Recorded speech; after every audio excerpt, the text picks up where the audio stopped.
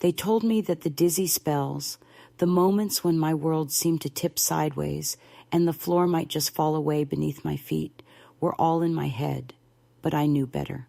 I was 81 years old, and I had spent most of my life taking care of others, from the time I was a young nurse, stitching wounds and calming fears, to the years I held my children in my arms and watched them grow into adults who thought they knew better than me.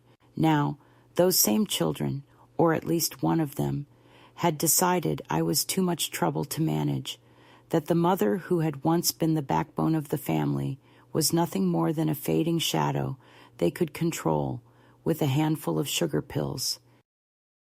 I remember the morning when I first suspected the truth, how the pills I swallowed day after day tasted oddly sweet, almost chalky, and how the familiar sense of calm I relied upon was replaced by a creeping panic I could neither shake nor explain. My daughter Elena, the woman who had promised to care for me in my old age, smiled when I complained, but dismissed my fears as nothing more than the complaints of a tired old woman. "Mom," she said, her voice soft but firm, "the medication makes you paranoid. We're just trying to help." But help felt more like a cage, and her kindness was laced with the cold edge of control. I live now in a small room tucked away in the corner of Elena and Greg's house, a place that used to be my sanctuary, but has since become a prison with invisible bars. The walls are painted a pale yellow, meant to be cheerful, but the light that filters in through the narrow window is weak, unable to chase away the shadows that linger in the corners. The furniture is new, clean, and efficient, everything chosen by Elena, who has taken over the management of my life with the precision of a surgeon but the heart of a stranger. The bed is firm, the sheets tucked tight, and every morning I wake to the same routine: a pill cup placed on the bedside table, a glass of water waiting just out of reach, and the knowledge that someone will be watching, waiting to make sure I do as I'm told. It is a far cry from the freedom I once knew, the freedom I clung to even in the darkest days of my nursing career, and the long nights spent rocking my grandchildren to sleep. Before I came to live here, I had my own house, my own life, and my own independence. I had managed the household for decades, balancing the roles of mother, nurse, and homemaker with a quiet strength that even I sometimes underestimated. But as the years wore on, the lines between help and control blurred, and the gentle reminders to rest more and take it easy turned into restrictions and surveillance. Elena said it was for my safety, that I was forgetting things, that I was at risk of falling or worse. I understood fear of losing someone I loved, of watching them fade away, but I did not understand how fear could be wielded like a weapon against the person who needed care the most. My complaints were met with sympathy that felt like pity, the kind of pity that isolates you, that tells you you are less than you once were. I was reduced to a patient, a subject of endless discussion between doctors and caregivers, none of whom asked me what I wanted or how I felt. The strongest moments of my day were those when I could steal a quiet breath alone, when I could close my eyes and remember the life I had lived before the walls closed in. The sugar pills were only part of the story, a symbol of the greater betrayal unfolding around me. They were a small, silent lie wrapped in white plastic, but the consequences echoed through every waking moment. Without the real medication, the episodes of anxiety and dizziness multiplied. I struggled to trust my own body, to know what was real and what was not. The place I called home became a place where my senses betrayed me, where I could no longer rely on the steady rhythm of my heartbeat or the gentle pulse of calm I had cultivated over years of practice and prayer. When I tried to speak up, Elena smiled and said, "It's all in your head, Mom," as if I were a child spinning tales.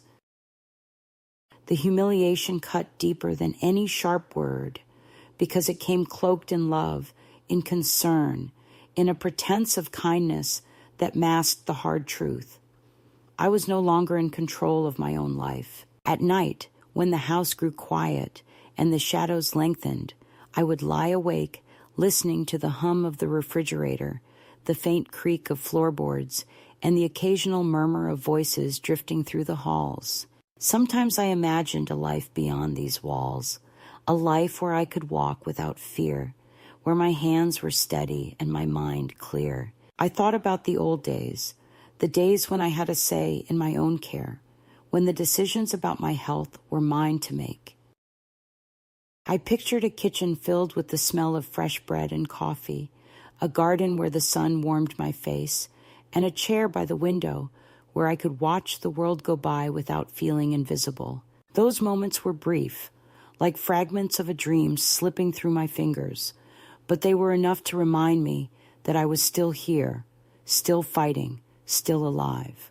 My daughter Elena and her husband Greg had taken on the roles of caretakers with a zeal that bordered on obsession.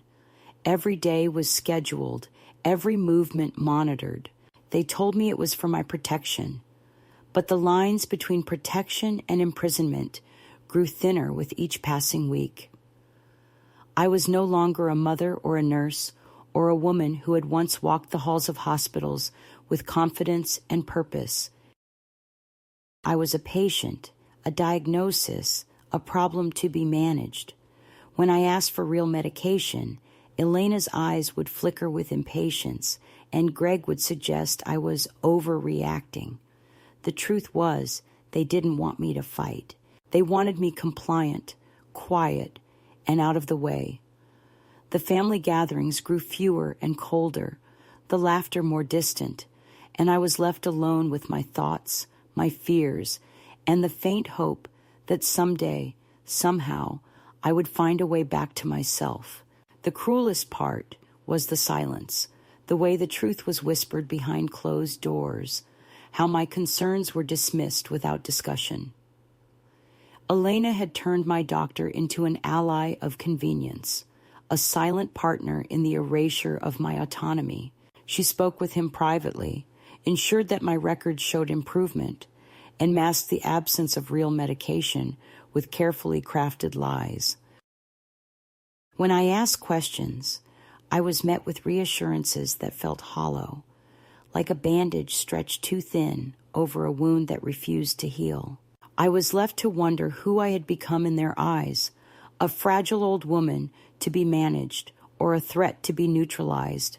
Despite it all, I held on to the knowledge that this was not the end of my story. There were moments when the old fire sparked inside me, when memories of a life lived on my own terms flared bright and sharp. I remembered the long shifts at the hospital, the hands I had held, the lives I had touched. I remembered the fierce independence that had carried me through years of loss and joy alike. And in the quiet, I began to plan, not out of anger or revenge, but out of a deep and abiding need to reclaim the dignity that had been stolen from me. The sugar pills were a symptom of a greater illness, an illness of neglect and erasure, and I was determined to find a cure. The house where I now lived was filled with the trappings of care, but lacked the essence of kindness. Elena's smiles were tight, her patience thin, and the air was heavy with unspoken tensions. Greg's presence was constant but distant, a reminder that this was not my home, but theirs. I learned to navigate the minefield of their expectations, to mask my true feelings behind polite nods and soft answers. I became a ghost in my own life, present but unseen, heard but not listened to. And yet, beneath the surface, a quiet revolution was stirring, a determination to rise above the diminished role I had been assigned and to reclaim the self that had never truly left. In those early days of realization, the taste of the sugar pills became a bitter symbol of everything I had lost. They were more than just false medicine. They were the erasure of my voice, the silencing of my pain, the denial of my existence. But they also became a catalyst, a spark that ignited a fierce resolve within me. I began to keep a journal, noting the times when I felt dizzy, the moments when the world seemed to tilt too far, the nights when sleep was impossible. I documented my feelings with the precision of a nurse, using my training to map the contours of my fading health. And in that act of recording, I found a measure of control, a small rebellion against the quiet violence being done to me. The world outside the walls of Elena and Greg's house seemed indifferent to my plight.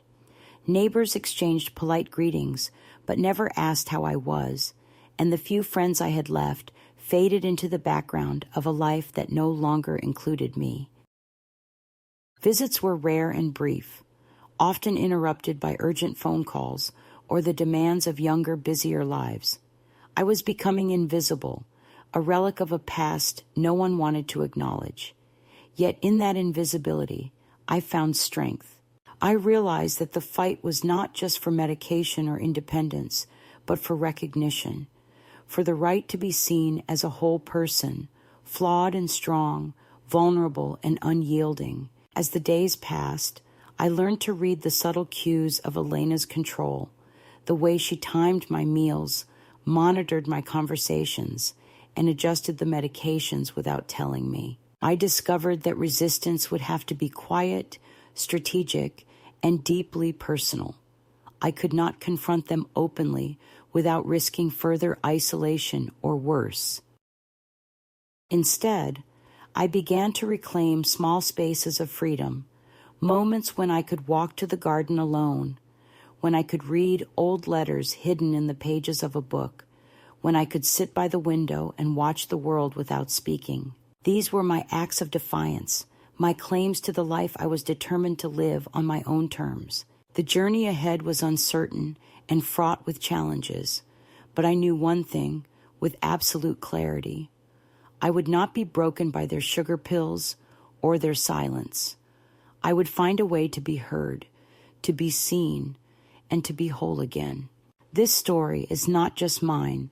It is the story of countless women who have been diminished, dismissed, and controlled in the name of care. And if you hear my voice, if my story touches you, know this: you are not alone, and it is never too late to take back your life. The day I discovered that my medication had been replaced with sugar pills was the day I understood how deep the betrayal ran, how thoroughly the people who were supposed to care for me had decided to erase my voice and deny my reality. It began with a quiet morning, one of those slow, heavy starts where the weight of my body seemed to push me down beneath the sheets and the air felt thick and hard to breathe. I had been feeling off for weeks, more dizzy spells than usual, a trembling in my hands that no amount of tea or rest seemed to soothe. I told Elena, hoping she would listen, hoping she would see the worry in my eyes and understand that something was wrong. But she only smiled, that tight, practiced smile that barely reached her eyes, and said, "Mom, it's just your age. The doctor says the medication can cause that sometimes. We'll talk to him." But when I asked to see my pills, to check the label or the bottle, she brushed me off with a gentle, "I've got it all under control." It was that same day after breakfast when I decided to take matters into my own hands. I had a suspicion gnawing at me, a quiet voice telling me that the balance I depended on was not what it seemed.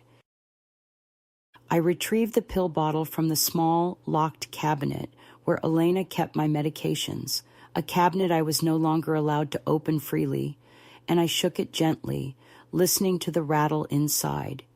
It didn't sound quite right. The pills were smaller, lighter, and when I poured one onto my palm, the coating seemed too smooth, almost artificial.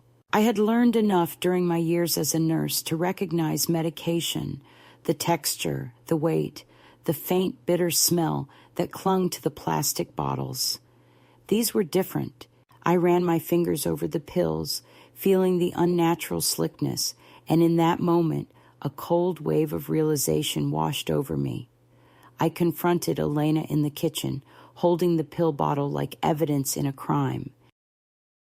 Her face shifted for the briefest moment. Surprise, then a flicker of something unreadable before she masked it with practiced calm. "Mom," she said, her voice gentle but firm, "you're imagining things. That bottle was from your last prescription refill. The pharmacy switched it to a different brand, but it's exactly the same medicine." I shook my head, my voice barely above a whisper. "Elena, this isn't the same.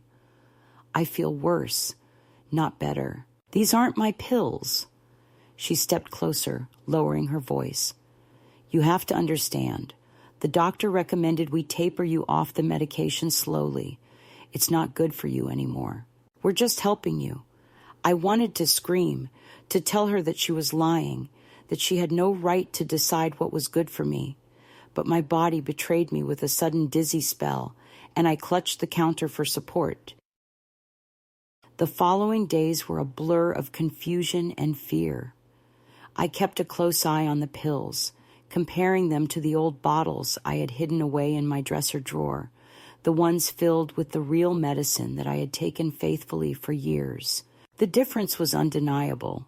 When I tried to take the pills Elena gave me, the familiar sense of calm that usually followed was absent, replaced by a rising tide of anxiety and nausea. I called my doctor's office, my hands trembling as I explained the situation to the nurse who answered. "You're worried about the medication?" she asked. I nodded, though she couldn't see me. "We haven't changed anything on the prescription," she said firmly. I begged to speak to the doctor, but Elena intercepted the call before I could reach him, her voice smooth and confident, as she explained that I was confused and that the office should not encourage my delusions. The isolation grew heavier with each passing day. Elena controlled access to the doctor's appointments, choosing what to tell the medical staff and what to withhold. Greg installed a small camera in my bedroom, claiming it was for my safety, though I never agreed to it. When I asked about it, Elena said it was necessary because I had been forgetful and unsteady. I was reduced to a patient in my own home, a subject under constant observation. The house that had once been filled with warmth and laughter became cold and sterile, a place where my every move was tracked and judged. Even my grandson, a boy barely old enough to understand, seemed to distance himself, sometimes making cruel jokes about how grandma's pills don't work anymore. I swallowed those moments like bitter medicine, knowing I had no one to turn to. One afternoon, while Elena was out running errands, I found a moment alone in the kitchen. I searched through the cabinet again, hoping for some small mercy, some sign that I was wrong. But hidden behind the cereal boxes and coffee cans was a small, unmarked bottle, the cap loose and the label faded. I unscrewed it carefully and shook out a single pill onto the counter. It was white, perfectly round, and suspiciously light. I touched it to my tongue and felt the sickly sweet taste of sugar, cold and artificial. A wave of anger and sorrow crashed over me, and for the first time, tears slid down my cheeks unchecked. I was being poisoned, not with venom, but with neglect and lies. The medication that kept me steady, that allowed me to face each day with some semblance of peace, had been taken away without my consent. My own daughter was betraying me in the quietest, cruelest way. That evening, I sat at the kitchen table long after the house had grown dark and silent. The clock ticked loudly in the background, marking the passage of time that felt increasingly out of my control. I thought about the years I had spent caring for Elena, for Greg, for my grandchildren, the sacrifices made without complaint. I thought about the dinners prepared, the scraped knees tended, the nights spent awake with worry and hope, And now, when I needed care the most, I was treated like a problem to be managed, an inconvenience to be silenced. The bitter taste of betrayal was sharper than any medicine I had ever taken. I knew then that I could no longer stay silent. The next morning, I resolved to take action, small as it might be. I began documenting everything: the pills I was given, the symptoms that worsened, the times I was denied access to the doctor. I wrote in a worn notebook I found tucked away in my dresser, a habit I had not kept for years. Each entry was an act of defiance, a claim to the truth of my experience. When Elena questioned me, I showed her the notes, the careful records of my decline. She dismissed them as the ramblings of an old woman who didn't understand her own mind. But inside, I knew the truth was on my side. The sugar pills were not just a deception. They were a sign of a deeper failure, of love replaced by control, of care twisted into cruelty. The betrayal cut deeper than the medicine switch. It was the way Elena looked at me now, with a mixture of pity and frustration, as if I were a child throwing tantrums rather than a mother who had spent a lifetime teaching strength and resilience. It was the way Greg spoke about me in hushed tones to his friends, careful not to let me hear the words that branded me as difficult, uncooperative, a liability. It was the absence of empathy, the refusal to acknowledge the pain beneath my complaints. I was no longer Marisol, the woman who had delivered babies and held dying hands.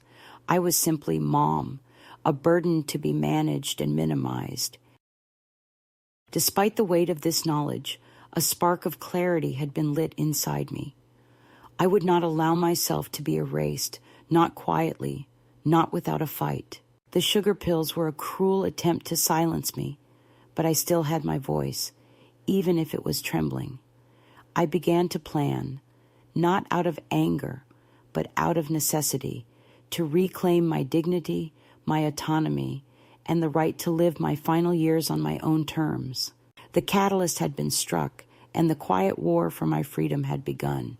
The pills were not just sugar, they were the bitter seed from which my resolve would grow. After the revelation that my medication had been replaced with sugar pills, the world I once knew began to unravel in the quietest and cruelest ways imaginable, not with loud confrontations or dramatic outbursts, but through a slow and steady tightening of control that left me increasingly invisible and unheard.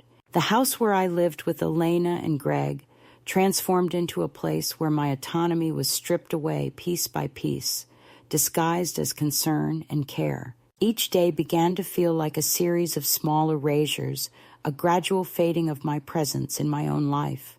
It was not one shocking event that marked this descent, but a sequence of subtle, calculated moves designed to make me less and less real in the eyes of those who once called me mother. The morning routines became regimented rituals under Elena's watchful eye. I was expected to take the pills she provided without question or hesitation. The sugar pills lay neatly in a small plastic cup beside my bed, indistinguishable from the real medicine I had once trusted to keep my mind and body steady. When I hesitated, citing dizziness or strange sensations, Elena's voice took on a rehearsed gentleness that masked impatience. "It's just your body adjusting," she would say, or, "You've been through a lot, Mom. Give it time." The words were meant to soothe, but instead they served as a cage, containing my protests before they could grow into something louder. Greg installed safety rails in the bathroom and a motion sensor by the bedroom door, citing fall risks that, while real, felt exaggerated and invasive. The motion sensor blinked silently in the darkness, a constant reminder that every step I took was being monitored. At meals, the atmosphere was tense and controlled. Elena prepared foods that she deemed safe and easy to digest, but I longed for the meals I had once cooked myself, rich stews and fresh bread, the flavors of a life lived fully. Greg sat beside me during dinners, occasionally checking my forkfuls or watching for signs of choking, a kind of vigilance that felt less like care and more like surveillance. When I asked to eat alone or to prepare my own tea, I was met with resistance disguised as concern. "You need rest, Mom," Elena would say. "You don't want to tire yourself out." The house was filled with an oppressive quietness, punctuated only by the sound of ticking clocks and the distant hum of the refrigerator, but inside me a storm was gathering. Outside the world continued, indifferent and distant. The neighbors smiled politely when I passed by, but their eyes rarely met mine. The few friends I had left no longer called, and when I reached out, the calls went unanswered or were met with hurried excuses. Elena discouraged visits, saying I needed calm and quiet, but I knew it was more than that. She wanted to isolate me, to shape the narrative of my decline without interference. The social fabric that had once surrounded me was fraying, threads pulled loose by the careful hands of those who claimed to love me. I felt myself slipping into a liminal space, neither fully a part of the family nor fully alone, existing in a twilight of diminished presence. In the moments when I was alone, I found myself doubting my own perceptions, the dizziness, the nausea, the waves of anxiety that crashed over me. Were they real, or were they the product of a mind unraveling under stress? Elena's insistence that the medication was being tapered with my best interests at heart began to seep into my thoughts, sowing confusion and guilt. Had I been overreacting? Was I making mountains out of molehills? The silence that followed these questions was heavy and suffocating. It was as if the house itself held its breath, waiting for me to disappear completely. One afternoon, I tried to reclaim a small piece of myself by reaching for my old journal, a battered notebook filled with years of notes, recipes, and memories. I had not written in it for months, but now it felt like a lifeline. I found a quiet corner in the living room, away from Elena's gaze, and began to jot down the details of my days, the pills I was given, the symptoms that worsened, the hours spent waiting for visits that never came. The act of writing grounded me, a fragile tether to reality in a world that felt increasingly surreal. But even this small act of rebellion was met with suspicion. Elena found the notebook one evening and questioned me sharply about its contents. "Why do you keep these records, Mom? Are you trying to cause trouble?" I could only shake my head, but the look in her eyes told me that even my attempts at self-preservation were unwelcome. Greg, too, became more insistent on monitoring my movements. He set up a schedule for bathroom visits, insisting it was for safety, but it felt like an infringement on my privacy. I was expected to call for help if I needed assistance, but when I did, sometimes the response was slow or dismissive. The balance between care and control was tipping further away from me. The house, once a home filled with warmth and memories, had become a place where my needs were filtered through the lenses of suspicion and control. I felt like a child under constant watch, my autonomy stripped away one small moment at a time. The isolation seeped into my bones. I spent long hours sitting by the window, watching the world move on without me. The trees outside swayed in the breeze, birds flitted from branch to branch, and children played in the distance, their laughter a cruel reminder of a life I once had and was losing.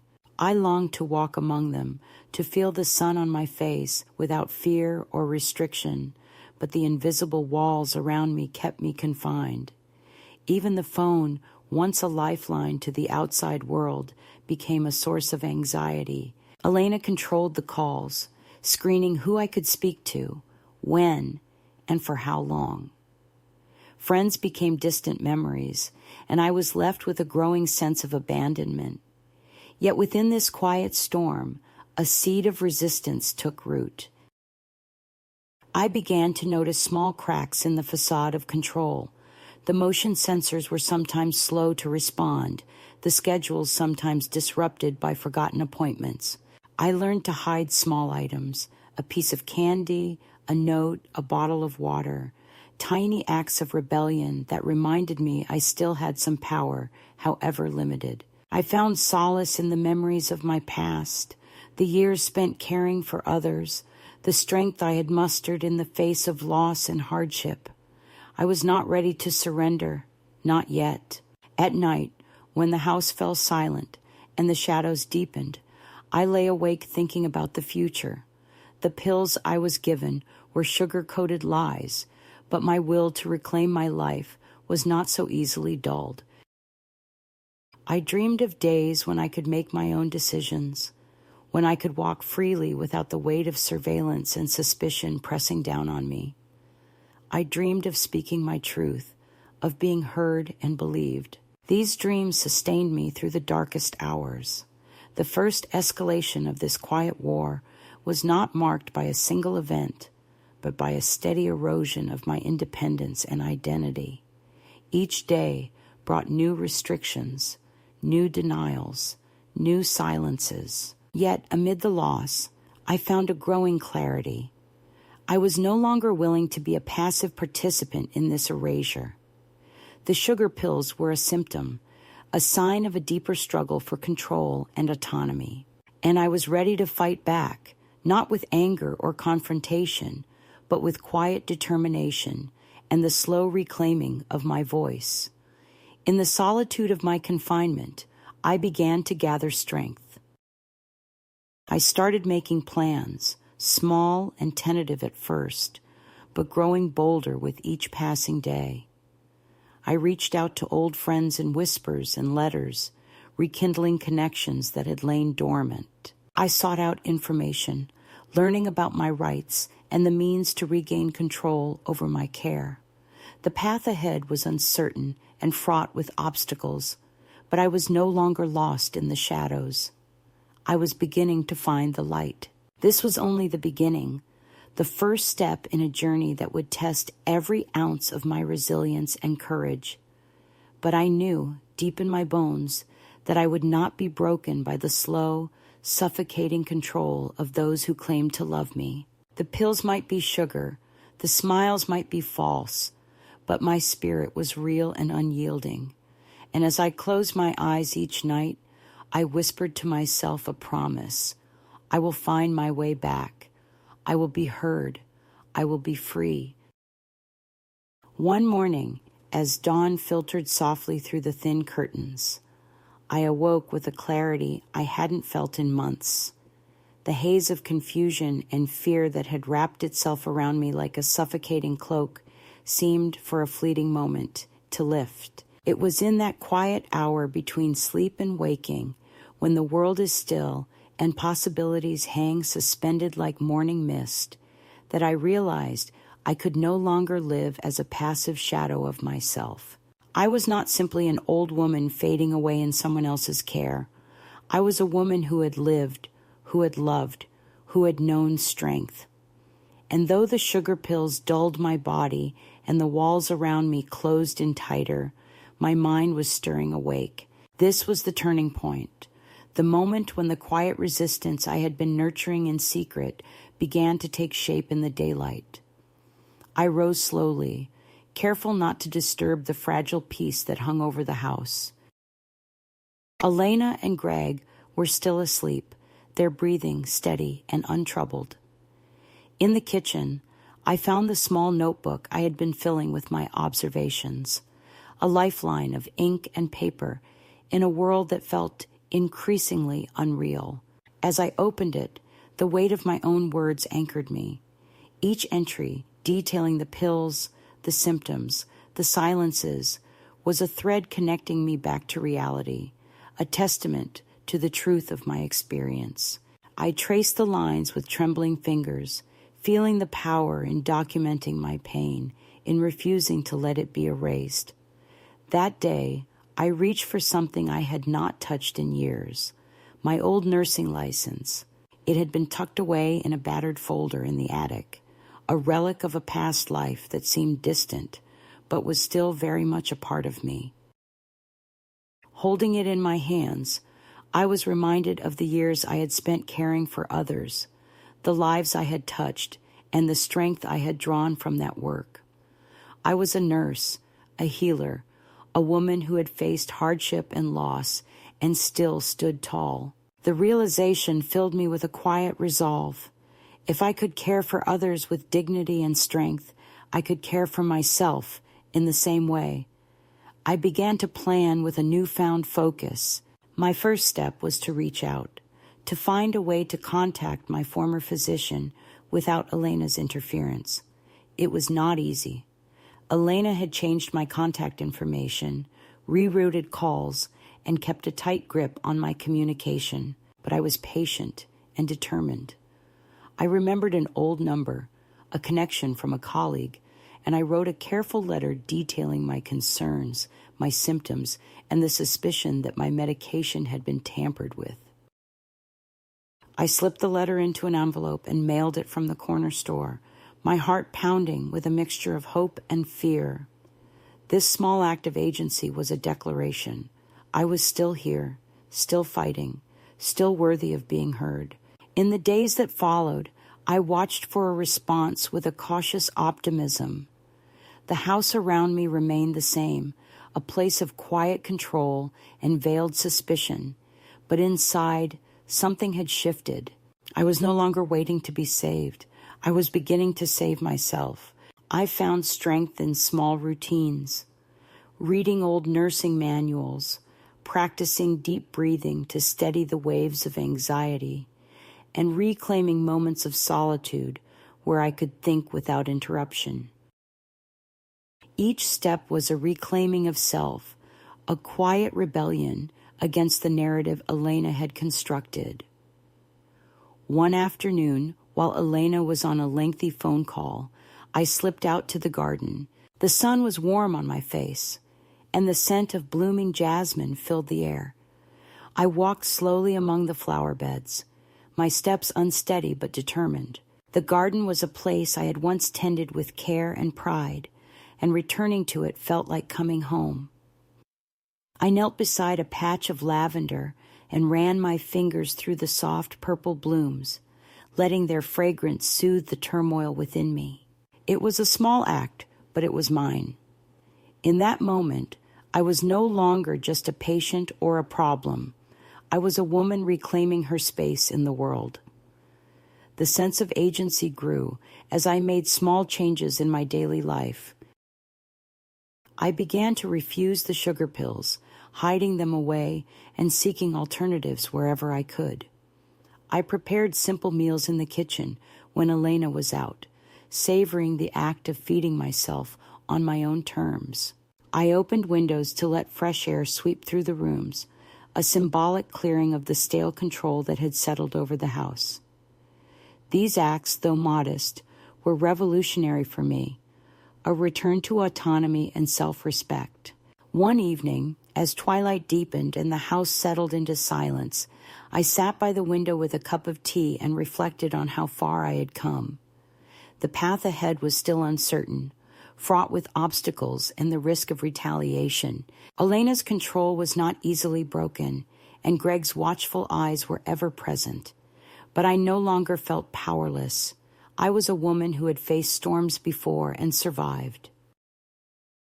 The fight for my freedom was not a single battle, but a series of small, deliberate steps taken each day. And with each step, I reclaimed a piece of myself. The turning point was not marked by a grand gesture or confrontation, but by the quiet assertion of my will. I was no longer a passive recipient of care. I was an active participant in my life. The sugar pills, the surveillance, the dismissive smiles, all were met with a calm and steady resistance, born from a deep knowing that my life was mine to live. I began to see Elena not as a protector, but as an obstacle to be navigated, a figure whose control could be challenged through patience and strategy. In the weeks that followed, I built a small network of support. I reached out to an old friend from my nursing days who lived nearby and confided in her the truth of my situation. Her response was a balm to my weary spirit, a reminder that I was not alone, that there were those who saw me and believed in my strength. We made plans for her to accompany me to doctor's appointments, a subtle reclaiming of my voice in the face of Elena's interference. The shift was as much internal as external. I no longer defined myself by Elena's judgments or Greg's watchful presence.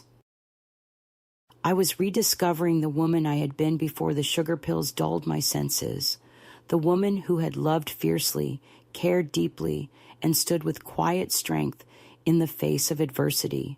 This rediscovery was not without pain. It required confronting years of neglect and silence.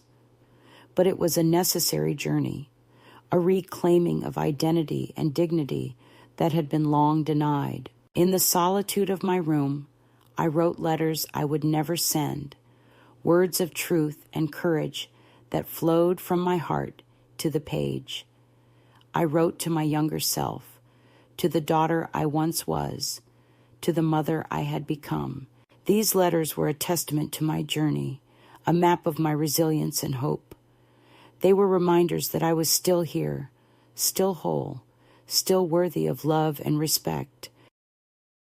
The midpoint was not an end, but a beginning, a turning toward agency and self-determination that would shape the rest of my story. It was a quiet revolution, born from pain, but fueled by hope. The sugar pills could dull my body, but they could not silence my spirit. I was ready to reclaim my life, one deliberate step at a time. The fragile sense of control and hope I had begun to build was soon put to the test, as the forces that had sought to contain me before now pressed harder, more urgently, more threateningly against the boundaries I had started to draw around myself. The second escalation of this quiet war was not marked by a single act, but by a relentless series of encounters that pushed me to my limits and forced me to confront not only those who wished to control me, but also the fears and doubts that lurked within my own heart. It was a time when the past and present collided, when the weight of betrayal and the hope of freedom clashed in every glance, every word, every moment of silence. It began with a letter, an unexpected intrusion that shattered the fragile peace I had carved out in the small corner of Elena and Greg's house, where I had begun to reclaim my life. The envelope was thick and heavy, the handwriting unmistakable. It was from Kieran, my grandson, the one bright spot of kindness and clarity in a family clouded by tension and mistrust. His letter was a lifeline, a reminder that I was not entirely forgotten, that somewhere in the tangled web of relationships and pain, there was still a thread of love connecting me to the family I had thought I had lost. "Grandma," he wrote, "Dad and Mom are worried sick. They say you disappeared without a word. They don't understand why you left or where you went. I miss you so much. Please let me know you're okay." The letter trembled in my hands as I read and reread it, the lines blurring with tears that I refused to let fall. Kieran's words were simple, but they carried the weight of a child trying to hold on to hope in the face of silence. I did not respond. Not yet. The letter was folded carefully and placed in the drawer of my nightstand, a secret treasure that I returned to in moments of loneliness and doubt. But the letter was a summons, and it was only a matter of time before the rest of the family followed. Lisa, my daughter-in-law, arrived unannounced one gray afternoon, standing stiffly in the doorway of the small kitchen where I sat drinking tea. Her eyes were sharp, her smile tight and brittle. She was polished and poised, the kind of woman who could charm a room, but whose presence always carried an undercurrent of tension. "Martha," she said quietly, using my given name in a way that felt more like a summons than a greeting. "Can we talk?" I nodded slowly and motioned toward the back of the house, where a small dining nook offered a semblance of privacy. The air between us was thick with unspoken words and years of hurt. Lisa spoke first, her voice low and measured. She told me of the panic that had gripped the family when I disappeared, the frantic searches, the calls, the unanswered messages. She painted a picture of worry and confusion, but beneath the words lay a subtle accusation, a suggestion that my choice to leave was selfish, reckless, a betrayal of the family's trust. I listened quietly, letting her words wash over me without anger or defense. When she finished, I met her gaze steadily. "You left me in an airport lounge for 8 hours," I said softly. "You didn't call, you didn't check on me, and then you boarded the plane without me. That's not abandonment. It's exclusion." Her eyes flickered, a flash of guilt or regret, but she said nothing. Instead, she reached into her purse and pulled out an envelope, placing it on the table between us. "Kieran's struggling," she said. "We want to help him. This is for him." The envelope was thick with money, and the weight of it felt like a bribe, a token of control wrapped in the guise of concern. I took the envelope, but said only this: "Kieran doesn't need a go-between. He knows how to call." She looked away, and the moment passed like a shadow. Lisa left without another word, her footsteps echoing down the hallway. I sat alone, the silence around me heavier than before, but inside, a fire was kindling. The days that followed were filled with tension and watchful eyes. Adam, my son, sent letters and messages, some angry, some pleading, all demanding explanations and promises I was no longer willing to give. He hired a lawyer, Derek Sorensen, a man who arrived at the house with the cold professionalism of a stranger and the thinly veiled threat of legal action. He spoke carefully, politely, but his words carried the weight of power and control. "Mrs. Harlow," he said one afternoon, "your family is deeply concerned about your well-being and your assets. We want to ensure you are in a safe environment." I looked at him steadily and replied, "My well-being is excellent, and my assets are none of your business." He blinked, momentarily thrown by my defiance, but quickly recovered. "We are prepared to discuss next steps to protect your interests," he said, but I cut him off. "There are no next steps unless I initiate them. I am not a child to be managed." He left with a final warning, but I stood firm. Arthur, the kind man I had met at the cafe, noticed the strain in my demeanor and became a quiet pillar of support. His visits were a balm to my weary spirit, a reminder that not all who surrounded me wished to control or diminish. We spoke often about birds and books, simple things that grounded me when the world around me felt uncertain. His presence was a quiet rebellion against the isolation that Elena and Greg had imposed. Then came the article, a blunt, painful reminder of the story the family wanted to tell the world. It was a piece in the community section of the local paper, headlined, "Missing Matriarch, Family Speaks Out on Grandmother's Disappearance." The photo was old, taken at a family gathering years before, showing me smiling with a pie in my hands, a woman who no longer existed in their narrative. The article quoted Adam and Lisa, their words carefully crafted to evoke sympathy and concern, but beneath the surface, the performance was transparent. I laughed aloud, a sharp, startling sound that filled the quiet kitchen. "They really think I'm vulnerable," I said to Joyce, my housemate, who only nodded. "They should come line up for the lawsuit." Heather, the woman who employed me at the cafe, saw the article and brought it to me during a busy morning rush. Her eyes were soft with concern. "You okay?" she asked. I smiled and said, "Never better." it was a lie, and the truth all at once. The public spectacle was an invasion, but it was also proof that my absence was felt, that my presence still mattered, even if only as a symbol of lost control. The pressure mounted with every passing day. Elena's visits became less frequent but more pointed, her words clipped and cold. Greg avoided me, his presence looming in the background like a shadow. The lawyer sent more letters, each one more insistent than the last. But I had found my voice again, and I was no longer willing to be silenced.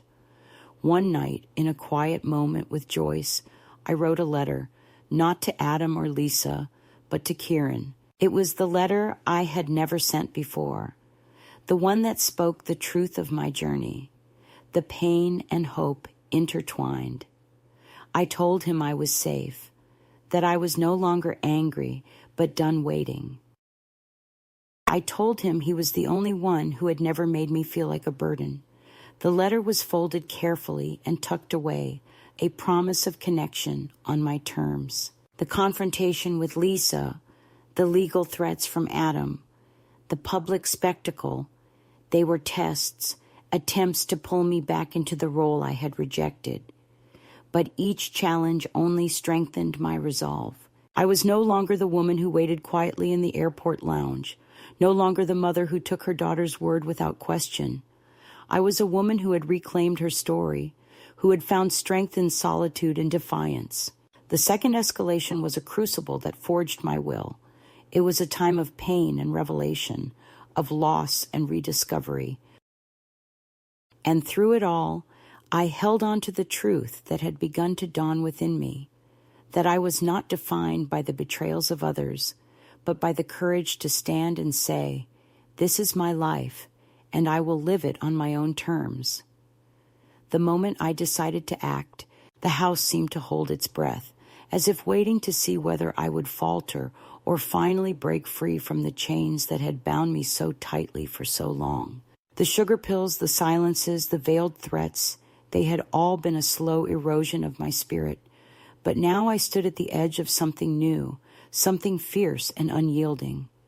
I would no longer be a passive participant in my own story. I would reclaim my dignity, not with loud declarations or angry confrontations, but with a quiet, deliberate act that spoke louder than words ever could. It was time to make them see, not with fury, but with calm and clarity, that I was not the woman they thought they could control. I began with the toothpaste. It was a small thing, almost trivial to an outsider, but to me, it was a symbol of the control they wielded over every aspect of my life. Each morning and night, I brushed my teeth with a paste chosen and purchased by Elena and Greg, a daily ritual that had become a reminder of my diminished autonomy.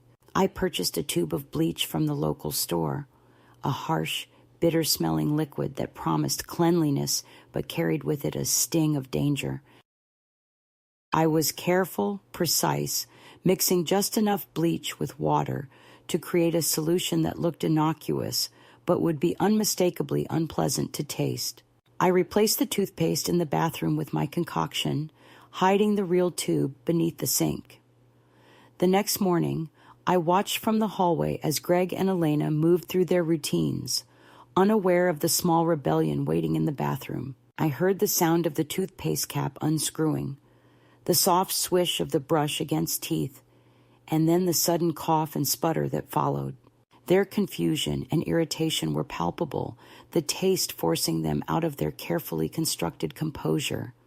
When Greg stormed into the kitchen, red-faced and muttering curses, Elena's eyes narrowed with suspicion. I met their gazes steadily, a quiet smile playing at the corners of my mouth. "Now you believe in symptoms?" I asked softly, my voice calm but firm. That moment was a turning point, a crack in the facade of control they had built around me. The toothpaste was not bleach enough to harm them, only enough to unsettle and disrupt the illusion of safety they had tried to impose. It was a message, a reminder that I was still here, still aware, and still capable of making choices on my own terms. Their shocked reactions were a testament to the power of small acts of defiance, the way even the quietest resistance could ripple outward and challenge the status quo. But my reclamation did not stop there. I gathered the documents that proved my ownership of my finances, the legal papers Elena had tried to hide, the bank statements she assumed I would never understand. With steady hands, I contacted a local attorney who specialized in elder rights and autonomy. I arranged a meeting, prepared to assert my legal independence and safeguard what was rightfully mine. It was an act of courage born not of rebellion, but of necessity, a declaration that I was no longer a ward or a subject, but a woman with rights and a voice.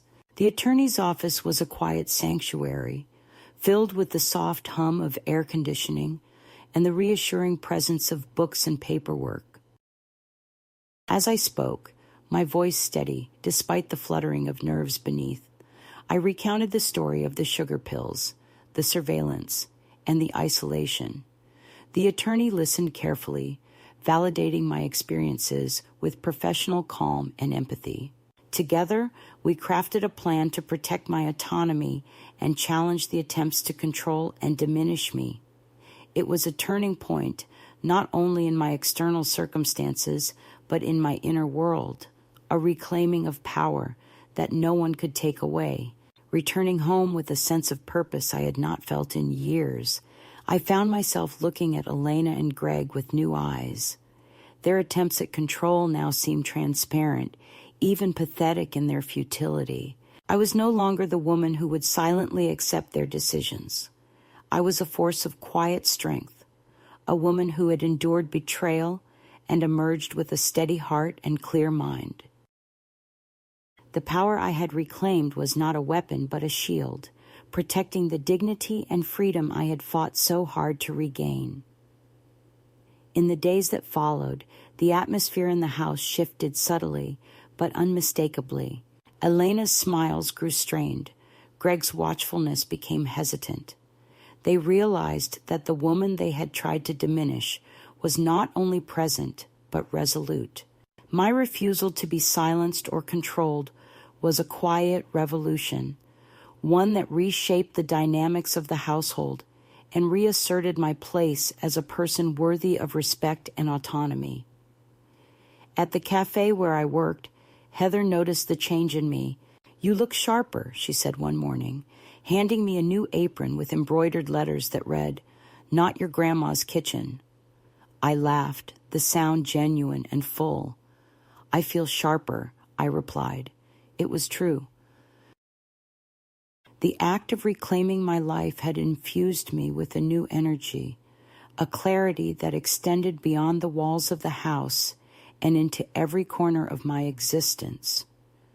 Arthur's visits became more frequent, his presence a steady comfort amid the turmoil. We talked less about the past and more about the present. Birds and books, the changing seasons, the small joys of everyday life.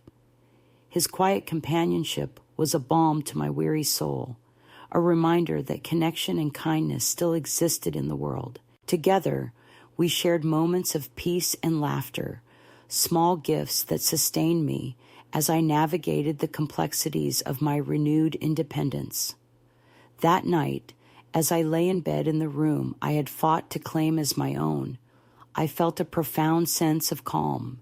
The house no longer felt like a prison, but a place where I had asserted my right to be heard, to be seen, and to live according to my own terms.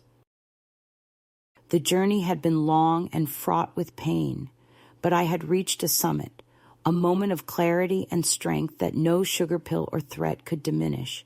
The climax of my story was not a dramatic confrontation or a grand victory, but a quiet, resolute reclaiming of self.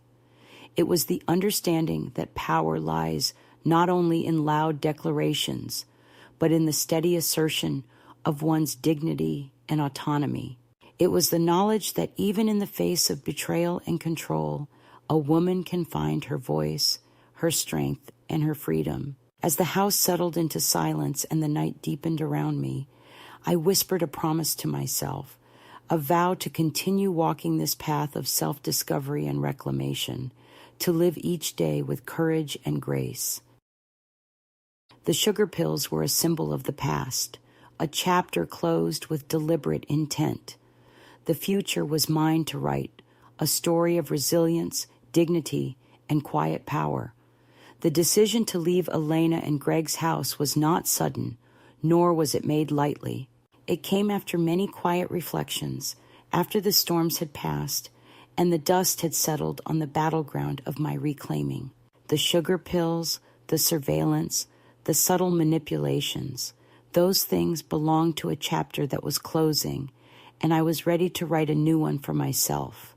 I found a small elder co-housing community in a city several hours away, a place where independence was respected and dignity protected. It was a place I could call home, a sanctuary built not just of bricks and mortar, but of respect, understanding, and shared strength. The money I used to secure my new beginning was money I had saved quietly over the years, hidden away from the hands that sought to control me. It was my final act of autonomy, a quiet victory. The move itself was a mixture of relief and uncertainty. I packed my belongings slowly, choosing carefully what to bring and what to leave behind. Each item was a memory, a token of a life lived on my own terms and in captivity alike. The nursing license, once forgotten in a dusty folder, was carefully placed in my bag alongside old photographs and letters. The scent of lavender, which I had grown to love in the garden I once tended, was preserved in a small sachet. These things were my anchors, reminders of who I was and who I was becoming. Upon arriving at the community, I was greeted by faces both new and familiar, a mosaic of lives intertwined by shared experience and mutual respect. The days unfolded with a gentle rhythm: morning coffee by the window, walks in the garden, afternoons spent volunteering at the local clinic where I could once again use the skills that had defined so much of my life. The independence I had longed for was no longer a distant dream, but a daily reality. I took my medication as prescribed, on my own schedule and without interference, savoring the feeling of control and calm that came with it. I often thought of Elena and Greg, of Kieran and the others left behind in that house of shadows. I did not carry anger for them anymore, only a quiet sadness for what had been lost and what might never be reclaimed. The betrayal had cut deep, but it had also led me to this place of peace and clarity. I understood now that sometimes love can be complicated, fraught with fear and misunderstanding, and that the hardest battles are not against others, but within ourselves. In the evenings, I sat by the window of my new home, watching the sun set in soft hues of pink and gold. The world outside was alive and vibrant, full of possibilities I had almost forgotten.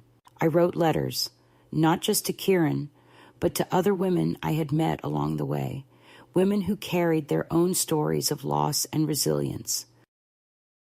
I told them what I had learned, that dignity is a right, not a privilege, that autonomy must be fought for and cherished, and that even in the face of betrayal, the human spirit can find light. One afternoon, a letter arrived with no return address. Inside was a simple note, the handwriting familiar and hesitant. I know what we did. You were right all along. I'm sorry. It was from Elena. I held the letter close but did not read it again. Sometimes forgiveness is a gift we give ourselves, not a reconciliation we demand from others. My life was no longer entwined with theirs, and that was enough. The journey from betrayal to recovery had been long and arduous, marked by pain and resilience in equal measure. But now, in the quiet moments of reflection, I felt a deep and abiding peace. I was not defined by the sugar pills or the silences, but by the courage it took to reclaim my voice and my life. To any woman who hears my story, I say this: you are not alone, and it is never too late to stand up for yourself. The path may be difficult, and the battles may seem endless, but within you lies a strength greater than you know. Claim it, honor it, and live your life on your own terms.